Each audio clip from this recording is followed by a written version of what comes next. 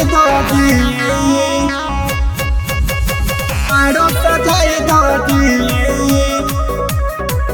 Present by Magahi music recording studio गुरारो।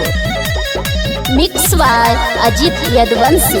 अरे मारो में फूल लगावाई दो जी, फेसबुक पर चैटिंग कराही दो जी, फेसबुक पर चैटिंग कराही दो जी। मारो में फूल लगावाही दो जी, फेसबुक पर चैटिंग कराही दो जी। बजता घरे आजन बाजन लाली पलंगिया सजाई दो जी, बजता घरे आजन बाजन लाली पलंगिया सजाई दो जी। तारे दूल्हे राजा तनी मारो सजाई दो जी, मारो सजाई दो ए सखी मारो सजाई दो जी। तारे दूल्हे राजा तनी मारो सजाई दो जी, मारो सजाई दो जी। तारे दूल्हे राजा तनी मारो सजाई दो जी।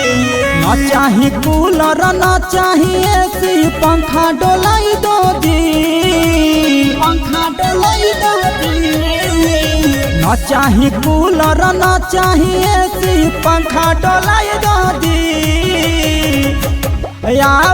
तारे दूल्हे राजा तनी मारो सजाई दो जी, मारो सजाई दो ए सखी मारो सजाई दो जी। तारे दूल्हे राजा तनी मारो सजाई दो जी, मारो सजाई दो जी। तारे दूल्हे राजा तनी मारो सजाई दो जी। टुल्लू हलचल से फेसबुक पर कहीं के चैटिंग कराई दो जी, चैटिंग कराई दो जी। टुल्लू हलचल से फेसबुक पर कहीं के चैटिंग कराई दो जी। तारे दूल्हे राजा तनी मारो सजाई दो जी, मारो सजाई दो ए सखी मारो सजाई दो जी।